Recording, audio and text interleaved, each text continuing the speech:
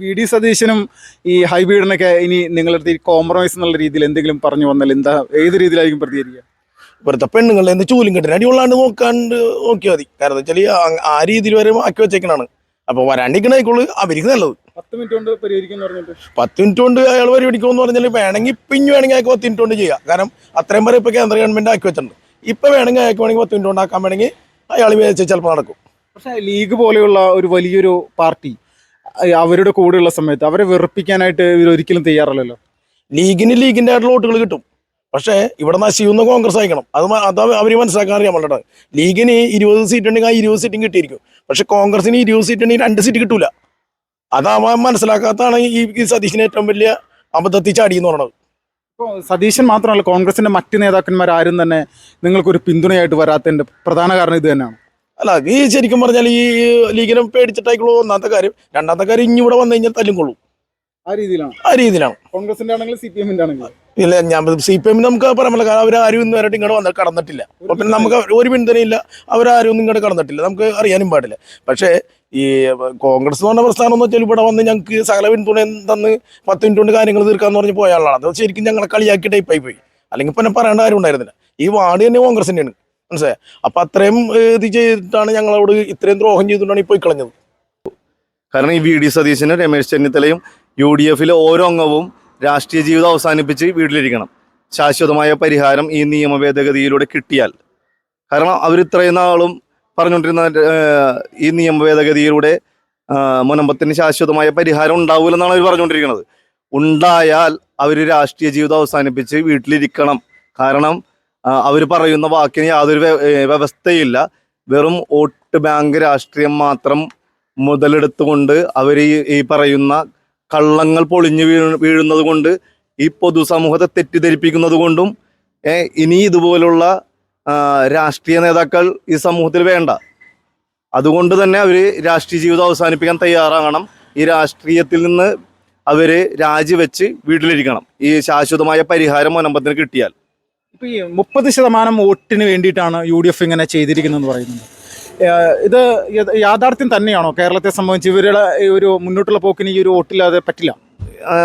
ഇപ്പോൾ UDF അല്ലെങ്കിൽ കോൺഗ്രസ് അവർ പറയുന്നത് എന്താണ്? BJP വർഗീയ പാർട്ടിയാണ്. BJP മുനമ്പത്ത് വന്നിട്ട് വർഗീയത പറയുന്നു. പക്ഷെ നമ്മൾ VD സതീശൻ്റെയോ അതുപോലുള്ള രാഷ്ട്രീയമായിട്ട് UDF-ൻ്റെയോ ആളുകൾ എപ്പോൾ സംസാരിച്ചാലും അവർ പറയുന്നത് മണിപ്പൂരിനെ പറ്റി പറയും. പിന്നെ ഓസ്ട്രേലിയൻ മിഷണറിയെ ചുട്ടുന്ന സംഭവം പറയും. ഇപ്പോൾ അച്ഛന്മാർക്ക് നേരെ ഉണ്ടാകുന്ന ആക്രമണത്തെ പറ്റി പറയും. ഇതെല്ലാം പറഞ്ഞ് ഒരു വർഗീയമായ ധ്രുവീകരണത്തിനും വർഗീയമായ ഇതിനും ഏറ്റവും കൂടുതൽ നേതൃത്വം കൊടുക്കുന്നത് ഈ കോൺഗ്രസിൻ്റെ ആളുകളല്ലേ. അവരുടെ വായിൽ നിന്നല്ലേ ഈ വർഗീയത വരുന്നത്. അവരെന്തിനാ മണിപ്പൂരേക്ക് പോകുന്നത്? അവർക്ക് അത് ചെയ്യാൻ പറ്റുന്ന മണിപ്പൂർ അങ്ങനെ സംഭവം ഉണ്ടോ? അല്ലെങ്കിൽ എന്തെങ്കിലും അതിന് വേണ്ട നിയമപരമായ കാര്യങ്ങളാണ് ചെയ്യേണ്ടത്. അത് പറഞ്ഞുകൊണ്ട് പേടിപ്പിച്ച് ഒരു ആളുകളെ പേടിപ്പിക്കുന്നത് അല്ലെങ്കിൽ തെറ്റിദ്ധരിപ്പിക്കുന്നതും വളരെയേറെ നീചമായ ഒരു പ്രവൃത്തിയാണ്. അവരല്ലേ വർഗീയത പറയുന്നത്? അവരുടെ വായിൽ നിന്നാണ് വർഗീയത വരുന്നത്. ശരിയല്ലേ? നമ്മൾ ചിന്തിക്കണം. ഓരോ മനുഷ്യനും ചിന്തിക്കേണ്ട കാര്യമാണ്. മണിപ്പൂർ സംഭവം ഉണ്ടായി, അത് ശരി. അല്ലെങ്കിൽ ഈ അതിനെപ്പറ്റി പിന്നെയും പറഞ്ഞ് വോട്ട് ബാങ്ക് രാഷ്ട്രീയം കളിക്കുന്നവരാണ്, അല്ലെങ്കിൽ വോട്ട് വാങ്ങുന്നവരാണ്. അത് പറഞ്ഞിട്ട് പേടിപ്പിച്ച് അല്ലെങ്കിൽ ഒരു സമൂഹത്തെ പേടിപ്പിച്ചിട്ട് ക്രൈസ്തവ സമൂഹം മാറി ചിന്തിക്കുന്ന ഒരു സാഹചര്യത്തിലേക്ക് കാര്യങ്ങൾ എത്തിയിട്ടുണ്ടോ? അല്ല, ക്രൈസ്തവ സമൂഹം മാത്രമല്ല, ഈ കേരളത്തിലെ ഓരോ പൗരനും ഓരോ വ്യക്തിയും മാറി ചിന്തിക്കേണ്ട സമയമാണ്. കാരണം നമ്മളെ കാലാകാലങ്ങളായിട്ട് നമ്മളെ ഒരു എന്താ പറയുക, ഒരു വർഗീയമായ ഒരു ധ്രുവീകരണത്തിലൂടെ തളച്ചിടുന്നത് ആരാണെന്ന് നമ്മൾ ചിന്തിക്കണം.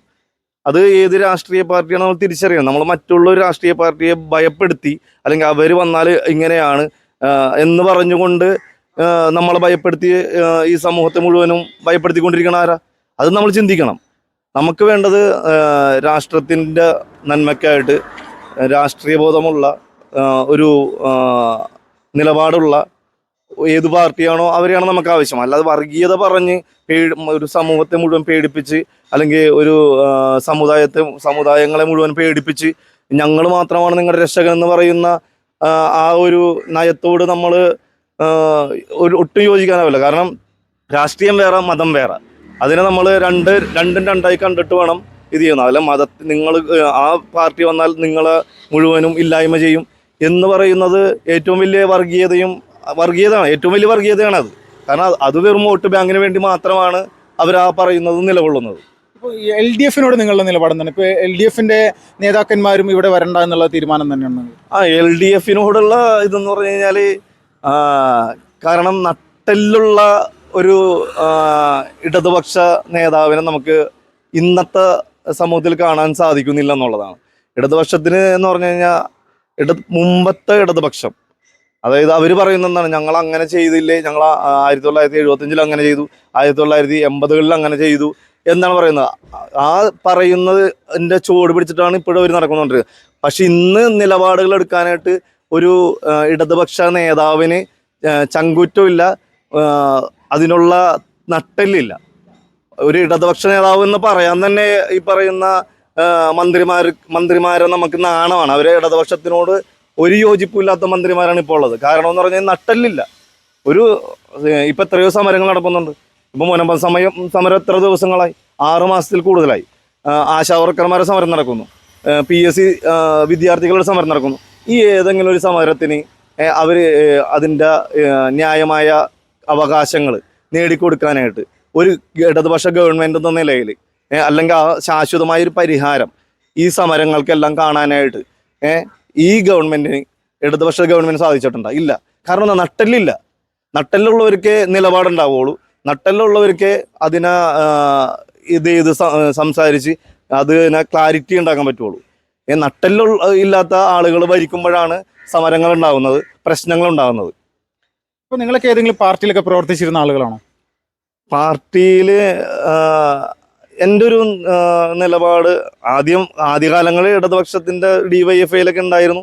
പിന്നീട് നമുക്ക് ഒരു പൗരബോധം ഉള്ളത് കൊണ്ട് ഒരു രാഷ്ട്രീയ സംഘടന വേണ്ട, നമുക്ക് ആരാണോ നമ്മൾ ഉചിതമായ ഇത് ആ രീതിയിൽ. കാരണം ഒരു ജനാധിപത്യ രാജ്യത്ത് ഇടതുപക്ഷത്തിലൂടെ വന്ന ആളുകളാണ്.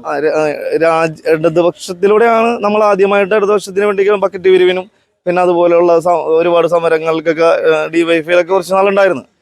പിന്നീട് നമ്മൾക്ക് ഒരു തിരിച്ചറിവുണ്ടായി. ഒരു ഇന്ത്യൻ പൗരൻ എന്ന നിലയിൽ രാഷ്ട്രീയത്തിനപ്പുറം നമ്മൾ നമ്മുടെ രാഷ്ട്രത്തിൻ്റെതായ നന്മയ്ക്ക് വേണ്ടി നിലപാടുകൾ എടുക്കുന്ന ആളുകൾ നമ്മളാരാണോ അവരെ തിരഞ്ഞെടുത്ത് ഇത് ചെയ്യാൻ വേണ്ടിയാണ് നമ്മൾ വോട്ടിൻ്റെ സമയത്ത് നമ്മൾ സ്ഥാനാർത്ഥികളെ നോക്കിയാണ് വോട്ട് ചെയ്തിരുന്നത്. ഇപ്പം വരാനിരിക്കുന്ന തെരഞ്ഞെടുപ്പിലൊക്കെ ഈ മുനമ്പം വിഷയം വലിയ രീതിയിൽ ഇവിടുത്തെ സാധാരണക്കാരായിട്ടുള്ള പ്രത്യേകിച്ച് ക്രൈസ്തവ വിഭാഗത്തെ സ്വാധീനിക്കാനുള്ള സാഹചര്യമുണ്ട്. കേരളം മുഴുവൻ മുനമ്പം വിഷയം ഇന്നും സമൂഹത്തിൻ്റെ മുൻപിൽ എത്തിയിട്ടില്ല. കാരണം ഇവിടെ രാഷ്ട്രീയക്കാരും മാധ്യമങ്ങളും നമുക്ക് വേണ്ട വിധത്തിലുള്ള ഒരു പിന്തുണ കിട്ടുന്നില്ലെന്നുള്ളതാണ് ഇതിൻ്റെ ഏറ്റവും വലിയ കാരണം. ഇതൊരു BJPയുടെ ഭാഗത്തുനിന്ന് കൃത്യമായിട്ടുള്ള BJPയുടെ ഭാഗത്തുനിന്ന് ഉള്ള ഇത് കൊണ്ട് തന്നെ ഈ കോൺഗ്രസും ഈ ഇടതുപക്ഷമായാലും അവരെന്താ പറയുന്നത്, ഒരു വർഗീയ ധ്രുവീകരണം നടക്കുന്നു, മുനമ്പത്ത് വർഗീയ ധ്രുവീകരണം നടക്കുന്നു എന്ന് പറഞ്ഞുകൊണ്ട് ആളുകളെ തെറ്റിദ്ധരിപ്പിക്കുന്നതാണ്. ഈ മുനമ്പം എന്ന് പറയുന്നത് വഖഫ് ബോർഡ് ക്ലെയിം ചെയ്തെടുത്ത 14ാമത്തെ ഭൂമി മാത്രമാണ്. അതും വെറും 114 ഏക്കർ മാത്രമാണ്. ഇത് 56,000 ഏക്കർ ഭൂമി കേരളത്തിലുണ്ട്. ഈ 56,000 ഏക്കർ ഭൂമി പോകുമ്പോൾ അല്ലെങ്കിൽ ഇത് ഏതെല്ലാമാണെന്ന് അറിയുമ്പോഴാണ് കേരള ജനത്തിന് തിരിച്ചറിവുണ്ടാകുന്നത്. കാരണം ഇന്നൊരു മുനമ്പം വിഷയമായിട്ട് മാത്രം നിലകൊള്ളുന്നൊരു നിലപാടിലേക്കാണ് ഇത് പോയിക്കൊണ്ടിരിക്കുന്നത്. ഇത് മുനമ്പത്തിൻ്റെ വിഷയം മാത്രമല്ല, കേരളത്തിൽ 56,000 ഏക്കർ ഭൂമി എവിടെയെല്ലാം ഇവർ ക്ലെയിം ചെയ്തെടുത്തിട്ടുണ്ട് അവിടെയെല്ലാം നടക്കുന്ന ഒരു ഇതാണത്. ബാധിക്കുന്ന ഒരു സംഭവം മാറില്ലല്ലോ. എന്താ പറയുക, ഇനി അത് ബാധിക്കില്ലല്ലോ. കാരണം വഖഫ് ബില്ല് പാസ്സായതിനു ശേഷം ഇനി അത് ഇപ്പൊ ശാശ്വതമായ ഒരു പരിഹാരം നമുക്ക് ഉണ്ടാകുമെന്നുള്ള പ്രതീക്ഷയിലാണ് നമ്മൾ.